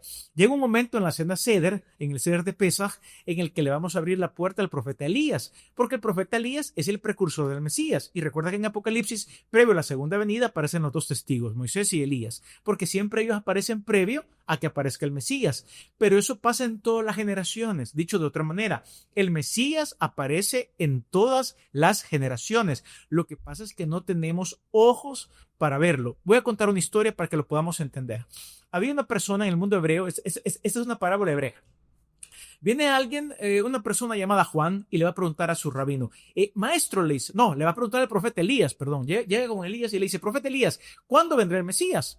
Llámale la segunda vez, la tercera vez, aquí le podemos poner la enésima vez. ¿Cuándo vendrá el Mesías? Y le dice, el Mesías, ve a preguntarle entonces a la gente de Roma, los leprosos de Roma, ¿cuándo vendrá? Y él se va a preguntar, ¿cuándo vendrá? Luego regresa con el profeta Elías y le dice, Elías, estoy muy enojado. ¿Y por qué? Porque los leprosos que se sentaban en las puertas de Roma me dijeron que el Mesías viene hoy. Entonces Elías se pone a reír y le dice, sí, el Mesías viene hoy, si escuchas su voz. Así termina la historia. Es ahí cuando Diego comienza a darse duro consigo mismo, con su intelecto, y decir, ¿qué significa esto? Que el Mesías viene hoy. Por eso en la Biblia, esa frase, el día del Señor, y esa frase, el día de salvación, es hoy. Jesús con Zaqueo, hoy ha llegado la salvación a esta casa. En la Cábala no hay futuro ni pasado. En la Cábala vivimos en un presente continuo, que por eso hoy las corrientes de los gurús está en boga. Vive hoy, vive este momento, mindfulness. Si tú en mindfulness vives, descubrirás que Cristo viene hoy. Sí, pero por eso yo he escuchado a veces como rabinos que dicen, el Mesías ya está aquí. ¿Correcto? Así es. Por esa razón, por estas ideas hebreas, judías y de la Cábala, es que te dicen, el Mesías ya está aquí. Lo que pasa es que todavía no lo has visto. Lo que pasa es que te has perdido su venida. ¿Por qué? Porque lo voy a ocupar palabras llanas que a veces suena como un ataque de la religión. Tú estás espiritualizando la venida del Mesías. Podría decirse así, de manera llana, simple. Pero en verdad no es así. Es un concepto más profundo. Y es que el Mesías aparece cuando tú estás listo. Uh-huh. Entonces sí hace sentido, entonces al final, porque vaya, en términos sencillos es como va a llegar en la segunda venida de que todo, o sea, que prácticamente el cielo viene acá. O sea, el jardín del Edén viene aquí. Y me gusta esa idea, porque la gente piensa que el cielo es irse. No, el cielo y la tierra se van a unir. Ajá. Apocalipsis 22. Eso sería la segunda venida. Pero como el Mesías ya está aquí, entonces nosotros podemos venir y ya empezar a construir ese jardín del Edén aquí. Totalmente. Pero hasta que sea colectivo. Completamente. Por eso es importante que hubo un rabino que le preguntaron, pero para esto falta mucho, porque yo veo que las demás personas tienen un bajo nivel de conciencia o un bajo nivel de espiritualidad. Y él dijo, la reparación universal, ¿ok? O reparar todo el jardín del Edén, comienza con la reparación de una sola persona. Sí. Comienzas tú, comienzo yo, comienza otro, comienza alguien que escuche este podcast. Y cuando menos sintamos, juntos volveremos a reconstruir el jardín del Edén. Que este es un gran secreto de la Cábala. El jardín del Edén está aquí. Solo que no lo vemos. Sí, qué loco. Sí, ¿no? Pues se dice algo bien interesante que dice el Zohar, un pasaje emblemático, dice que los hombres, los seres humanos, buscamos el paraíso en los cielos y los ángeles nos voltean a ver y nos dicen, ¿cuándo se darán cuenta que el paraíso está en la tierra? Uh-huh. Sí, es como la misma controversia, o sea, pues en la historia de Adán y Eva, ¿verdad? Que es como le dicen... O sea, ellos fueron hechos a imagen y semejanza de Dios. O sea, y son como pequeños dioses, pues. Lo son, correcto. Y viene el maligno, o sea, Satanás, y les ofrece como ser como Dios. Entonces, pero ya eran como Dios. Y aún así, o sea, entonces pasa el bien y el mal. Ajá, pasa esa controversia, pues, y hasta la fecha se da. Pero bueno. De hecho, ¿sabe qué? En Cábala se dice que el pecado no fue comer del árbol, el pecado fue comer a destiempo. Es decir, antes de tiempo. Se les iba a permitir comer del árbol, pero no era el momento. No era el momento. Comieron en un tiempo que no era el momento. Por eso un tema repetitivo en todo el Antiguo Testamento va a ser el tiempo de cada cosa. ¿Verdad? Vas a ver mitzvah, mandamientos que se amarran, ok, ¿a qué horas te ponen los tefilim? Ok, ¿en qué momento entra el Shabbat?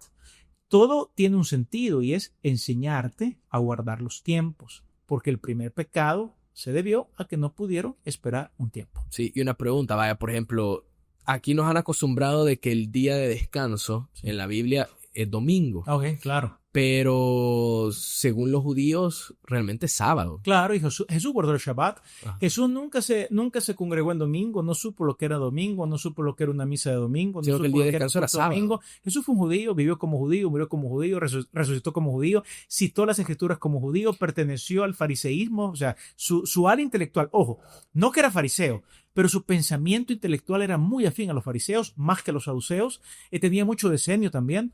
Entonces tenemos a un tipazo del siglo I, Jesús de Nazaret, o Jesús Nazareno, porque también hay que aclarar algo. Cuando la Biblia te dice que Jesús era de Nazaret, o Jesús Nazareno, no tiene tanto Nazaret como un topónimo, un lugar geográfico. Es porque Jesús tenía voto nazareno. ¿Ok? Uh-huh. Aparece en Números capítulo 6 el voto nazareno. Entonces la comunidad de seguidores de Jesús eran los nazarenos y se caracterizaban por vestir vestiduras blancas, cabellera larga, porque no se cortaban el cabello mientras duraba su voto. Así que cuando pintan a Jesús con pelo largo, así es. Okay. Sí. Así era. Y no bebían vino y también se abstenían temporal o definitivamente de relaciones sexuales. ¿Por qué? No porque sean malas, no, sino porque buscaban la iluminación, o sea, entrar en contacto con la luz interior. Jesús, por lo tanto, no conoció el domingo, no lo conoció jamás. Ajá. El domingo, tampoco estoy diciendo que es malo, simplemente el domingo es un día de adoración católico romano. Sí. Pero, o sea, es que yo creo que la gente se le olvida de que Jesús era judío. Se les olvida, ajá. Jesús era judío. Pablo era judío, Pedro era judío, Juan era judío, los hijos de Zebedeo eran judíos. El Nuevo Testamento son notas místicas al pie de la Torá o al pie del Pentateuco. Lastimosamente nosotros, por nuestro bagaje de Occidente, tendemos a pensar que Jesús o Pablo crearon el cristianismo. Hoy en día, si volvemos al mundo académico, hay mucho académico de renombre, pero Joseph Klausner, el siglo pasado, Joseph Klausner fue uno de ellos, Pinchas Lapides fue otro de ellos, el filósofo Martín Buber, todos ellos dijeron, momento, judíos, todos dijeron, momento, aquí nos perdimos algo. Jesús nunca fue cristiano. Jesús es un judío que nunca se alejó de nuestro pueblo. Así que los estudios hoy en Biblia, los estudios serios, no dogmáticos, están llegando a una conclusión, Diego. Jesús fue un judío que nunca intentó fundar otra religión, ni Pablo tampoco. Sí. Sí, y bueno, porque hay gente de que incluso dice de que Jesús contradice el Antiguo Testamento. No lo contradice. Jesús cumple el secreto del Antiguo Testamento. ¿Recuerda los 4 niveles? Literal, no. Lo que él hace es, te amarra el nivel literal con el nivel de alusión, con el nivel de homilía y con el nivel de sod, de misterio. ¿Por qué es difícil captar cómo habla Jesús? Porque a veces te está hablando literal, a veces te está hablando desde el sod. Jesús habla desde el sod cuando cuenta parábolas. Por eso cuando cuenta parábolas, los discípulos tienen que venir y decirle, mira, ¿tú por qué hablas en secreto? ¿Por qué hablas en sod, en misterio, en cuento, en parábola, en midrash? Explícanos. Los discípulos tenían al principio una mente muy literal, no entrenada para captar lo que tú ya captas. Me gustó mucho el ejemplo de Yod-Heh Vav-Heh, 26. Y 26, este salmo. 26 veces aparece la palabra Gesed en ese salmo. Por lo tanto, hay una relación. Por supuesto, los discípulos al principio no tenían esa mentalidad relacional de decir correspondencias. Otra vez, la ciencia de la esto corresponde aquí. Tú ya lo hiciste. Lo maravilloso es cuando uno comienza a estudiar Cábala, te cambia la manera de pensar, Diego, y tú comienzas a, como dicen los gringos, a unir los dots. Tú unes los puntos, ¿ok? Por lo tanto, al principio los discípulos no podían unir los puntos, porque Jesús es un maestro que a veces te hablaba desde la línea del texto, literal. Pero luego, como los abogados salvadoreños dicen, mire, te dice, cuando se pelean aquí por la Constitución, momento, vayamos al espíritu de la Constitución. Eso trasciende la letra. Entonces, cuando uno lee a Jesús, y ese es un problema de la iglesia, muchas veces lo queremos leer literal. Y la mayoría de veces él estaba hablando simbólicamente. Vale, el infierno, para nosotros el infierno es literal. En el mundo hebreo no es literal. Vale, para un judío como Jesús no es literal. Sí, porque realmente la gente dice, no, pero es que mira, Jesús hace contradicciones en sus enseñanzas. No son contradicciones, así es. Entiendo eso. Simplemente está hablando desde diferentes niveles. Sí, porque de diferentes niveles. Vaya, sí. Porque, por ejemplo, hay en una parte de que en el Antiguo Testamento se decía ojo por ojo, diente por diente, quemadura por quemadura, vea. Pero viene Jesús y dice... Más yo os digo, ¿oíste que fue dicho? Más yo os digo. Ajá, entonces, pero es en esa parte que les dice, no, entonces si alguien te pega una cachetada en tu mejilla derecha, ponele a la izquierda. Si alguien te dice camina 1 kilómetro, camina 2. Entonces, como que prácticamente te está diciendo, no, o sea, que no sea ojo por ojo, sino que tenés misericordia, o sea, no combatás mal con mal, sino que con bien, combatirlo con bien. Así es. Ahora, y lo interesante es, eso que hace Jesús, todo rabino del siglo I lo hacía. Es decir, ellos aspiraban a la mejor interpretación del Pentateuco. Dicho de otra manera, a mí me sorprendió, en el 2008 compré mi primera enciclopedia de estudios judíos del Nuevo Testamento, del Antiguo Testamento, mejor dicho. A mí me sorprendió que cuando leí lo que el judaísmo dice de ojo por ojo, diente por diente, yo lo fui a leer y te dice, este mandamiento no significa que si alguien te saque el ojo, no. Este mandamiento significa que un daño, si acaece un daño, la compensación debe de ser justa. Es una ley de indemnización laboral. Perdió el ojo y él trabajaba con su ojo, pues el patrono que le pague de por vida, qué sé yo, $1,000 al mes, por decir algo. Es decir, los mismos rabinos hace años no lo tomaban literal. Esto es algo que la gente no lo sabe. Yo cuando compré eso dije, ¿pero cómo? O sea, ellos ya sabían que no era literal. Así es. Pero nosotros que no estudiamos ese mundo, pensamos que Jesús fue el único, voy a poner esta palabra, revolucionario. Momento. Habían ciertas corrientes de pensamiento adentro del judaísmo, que el judaísmo permite que haya más variedad de pensamiento, ¿ok? Habían ciertas corrientes que eran más literales y habían corrientes que eran, no, mira, aquí no puede ser que te saco el ojo y tú le sacas el ojo. Aquí debe de ser algo de justicia. Por ejemplo, los celotes, ¿okay?, del Nuevo Testamento, guerrilleros, subversivos, ¿okay?, eran muy literalistas. Jesús tenía muchas partes, pero muchas partes de secreto, de sod. En los evangelios, cuando dice, le voy a revelar el misterio del reino de los cielos, esa palabra aparece como 100 veces en los evangelios. En parábolas les hablaba del misterio del reino. Eso significa los secretos de la cabra del reino de Dios. Por lo tanto, Jesús está dando su interpretación. No está anulando la Torá, la está enriqueciendo. Sí, porque cabal, o sea, yo también estaba leyendo que era como, ok, Dios es justo, pero es misericordioso. Claro.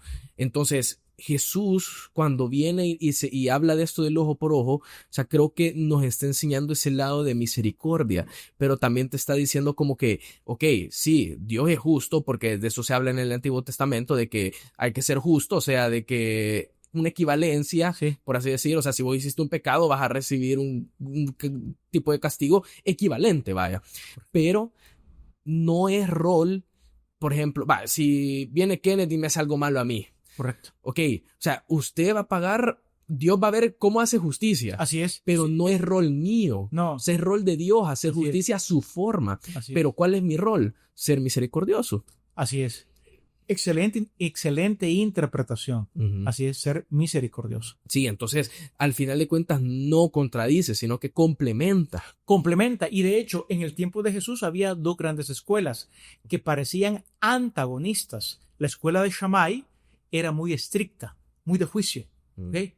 Y la escuela de Hillel era más benevolente, más de compasión, más de gesed, como tú bien lo has dicho. Por lo tanto, Jesús era tan genial que se ubicaba al centro.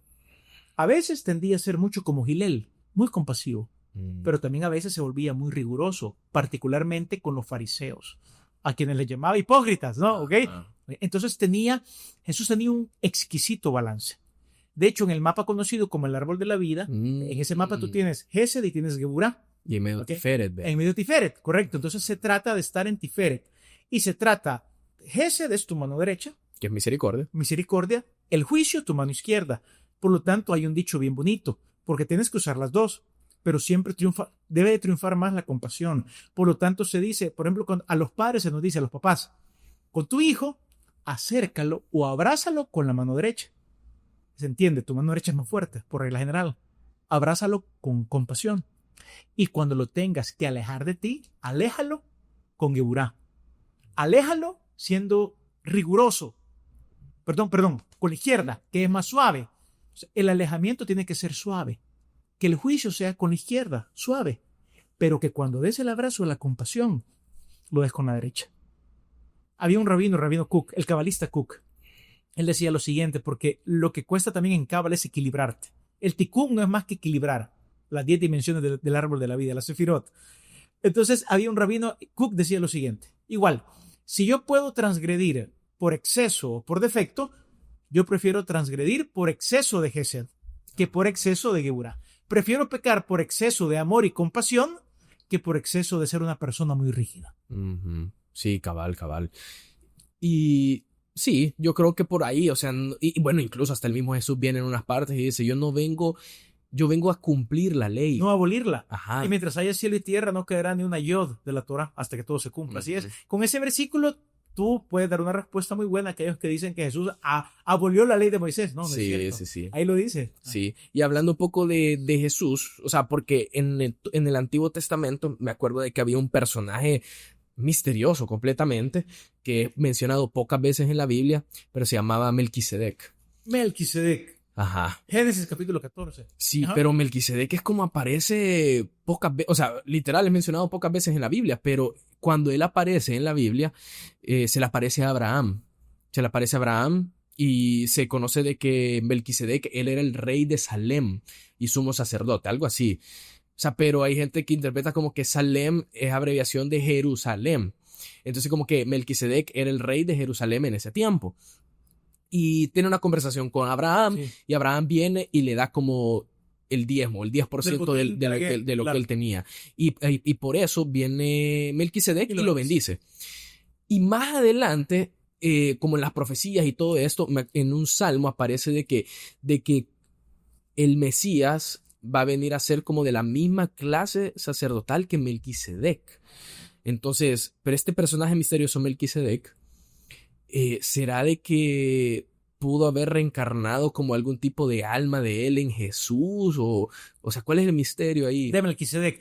Muy bien, varias cosas. Primero, lo interesante de Melquisedec, como tú lo has dicho, Melquisedec es la unión de un rey, el oficio de rey con el oficio de sacerdote, porque es Melqui viene de la palabra Malek, que es rey. Melquisedec de Sadik era rey de justicia y rey de la ciudad de Salem. ¿Ok? Era rey de justicia y rey de paz, Shalom, paz. Por lo tanto, es una figura que unía al rey con el sacerdote, y era sacerdote. Y si tú recuerdas, en el Antiguo Testamento, en la Torá, en el Tanaj, estaba el profeta, el rey y el sacerdote. Lo interesante de Melquisedec es que, en un momento, en él se unían dos oficios. Era rey y era sacerdote. Lo otro es que la Biblia no te dice quién era su papá y su mamá. No te da su genealogía, a diferencia de Abraham, a diferencia de Noé.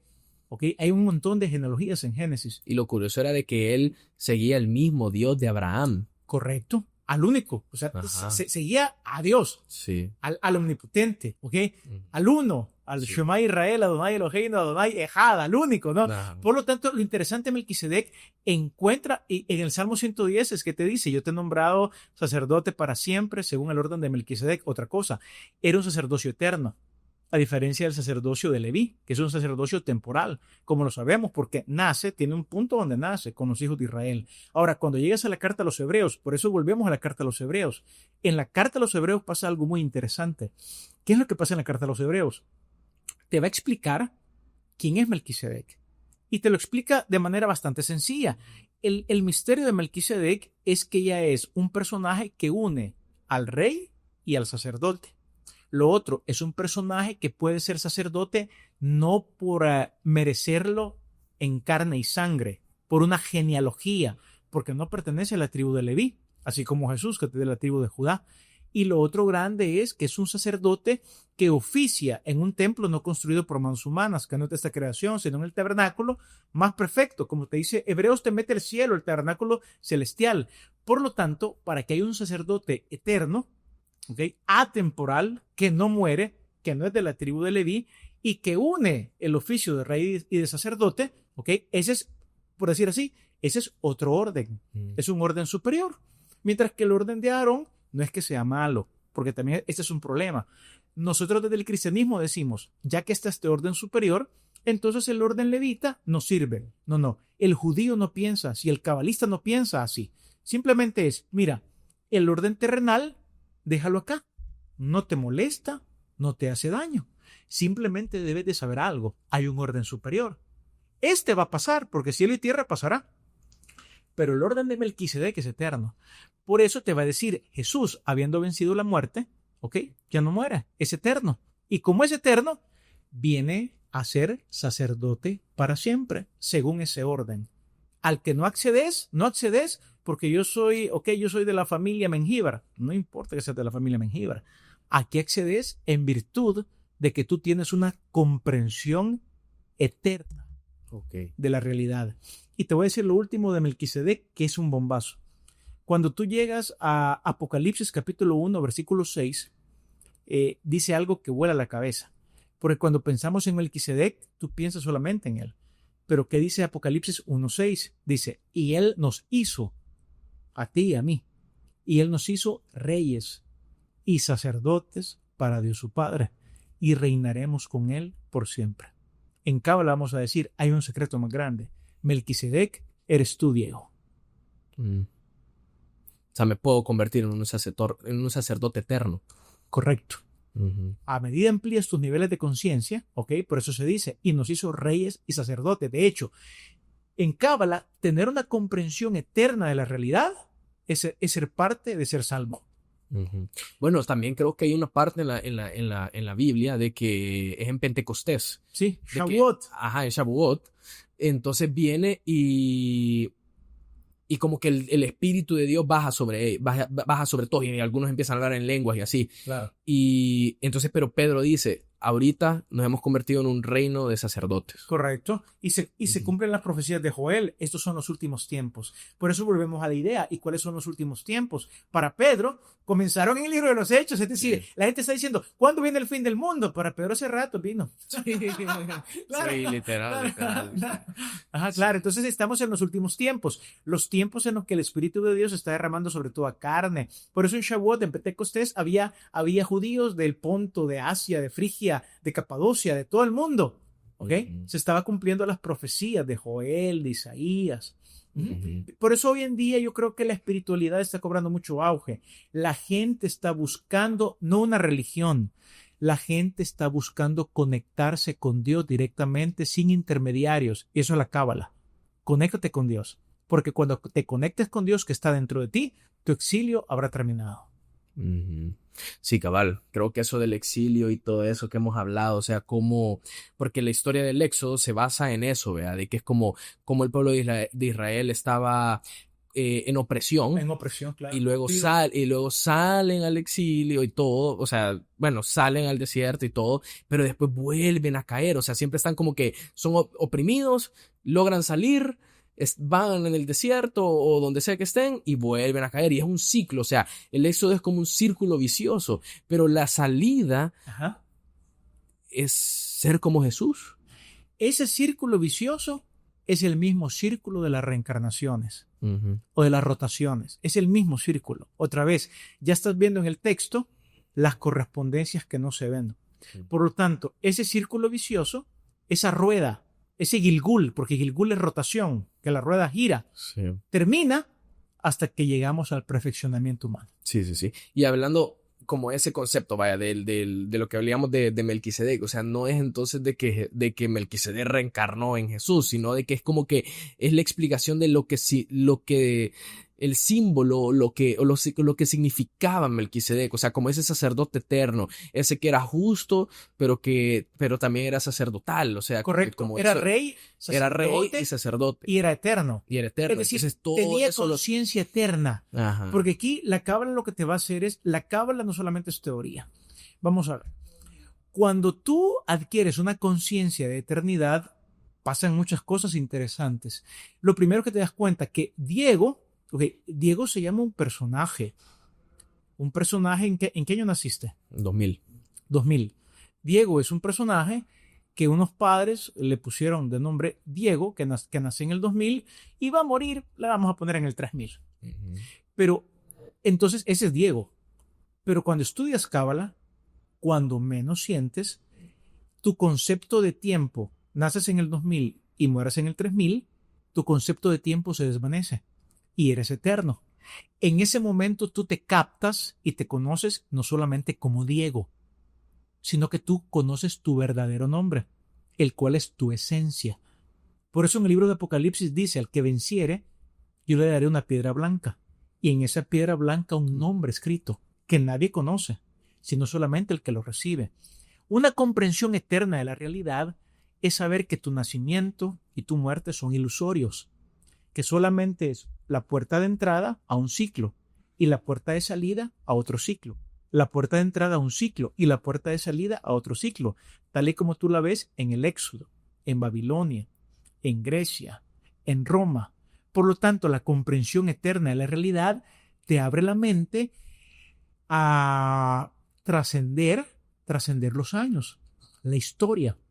En ese momento tú te das cuenta que el Mesías, por así decir, el Cristo, el Mesías, es un concepto. Aquí también la palabra concepto se cae. El Mesías es una idea eterna. Siempre ha estado entre nosotros y siempre lo estará. Porque es como hacerte una pregunta. ¿Tú quieres un Mesías temporal? O sea, ¿quién en su sano juicio quiere un Mesías temporal? Si lo temporal es efímero. Ujú. Regáleme un Mesías eterno. Por lo tanto, en el nuevo mundo, en Shavuot o Pentecostés, cuando Pedro anuncia los últimos tiempos vinieron, también él se refiere la apertura de mente última y hasta acá. en la cual nos damos cuenta que lo terrenal pasará, Diego pasará, el sacerdote levita va a pasar, pero Melquisedec no. Es decir, estamos llegando a la graduación y la clausura es que tú te des cuenta que eres eterno. La luz es eterna, tu alma es eterna. No así la manifestación en un periodo corto de tiempo llamada Diego.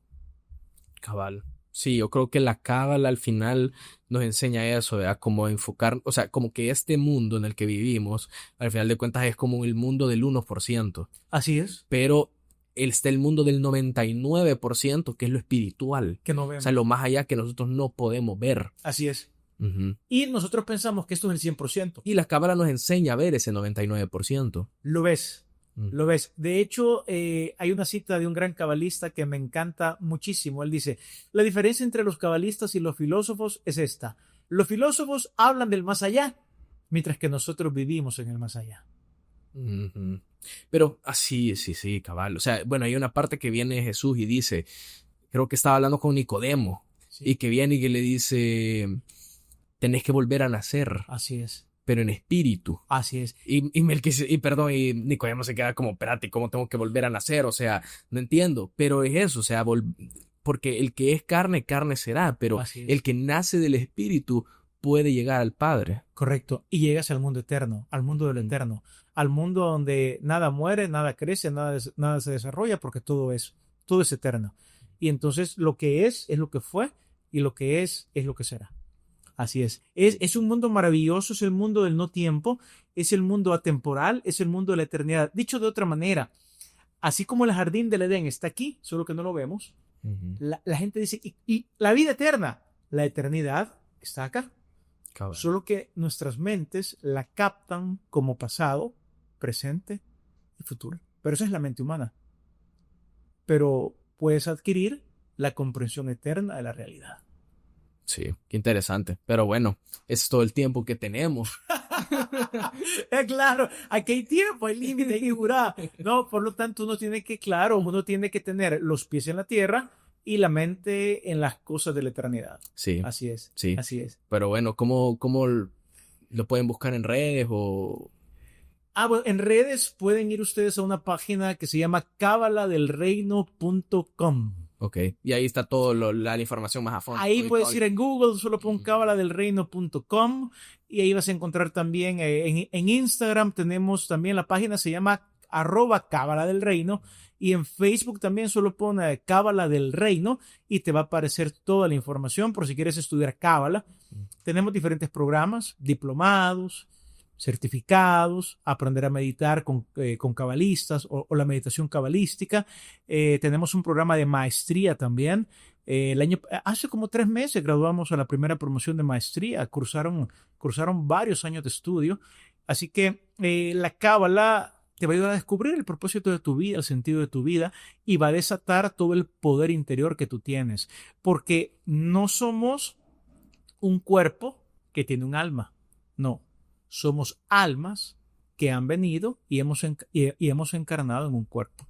El día que conozcas tu alma, te vas a dar cuenta de lo poderoso que eres. Quizás cierro con estas palabras, voy cerrando con esta noción, y tú lo dijiste, Adán y Eva eran divinos, eran dioses. Lo que pasa es que todos somos divinos. Por eso Pedro, Nuevo Testamento, Primera de Pedro te dice, somos copartícipes de la naturaleza divina. Y es más, el texto en Génesis es sumamente claro, Diego. Lastimosamente hay tantos velos, o sea, hay mucho prejuicio. Sí. Entonces el texto te dice, y Dios creó al hombre a su imagen y semejanza. A imagen y semejanza divina los creó. ¿Por qué me gusta a mí la cábala? Porque a mí me gustaría que todos los seres humanos, el que barre, el que trapea, la que plancha, el ejecutivo, el banquero, me gustaría que todos nos diéramos cuenta de que tras las máscaras y trajes que usamos, todos llevamos la imagen y la semejanza de Dios. Sí. Bueno, qué interesante todo, que lo vayan a buscar ahí en la página web y gracias por venir. Gracias y un saludo a tu audiencia. ¿no? Que la pasen súper bien y deseo, realmente les quiero decir, deseo que vayan descubriendo su camino porque de eso se trata, de descubrir tu camino. Sí, bueno, gracias. Hey, gracias, Diego. Y gracias a todas las personas que vieron este episodio y los veo en el próximo. Espero les haya gustado este video. Y si quieren ver más, pueden suscribirse a nuestro canal. Y si ustedes quisieran apoyarnos para seguir esparciendo la palabra de Dios, para combatir esa ignorancia espiritual e incentivar a las personas en acercarse a Dios, pueden entrar a www.alieduco.org/Proyecto Edén y ahí nos estarían apoyando directamente. Además, si están en Estados Unidos, todas sus donaciones son deducibles de impuestos. Pero gracias por llegar hasta este punto del video y los veo en el próximo.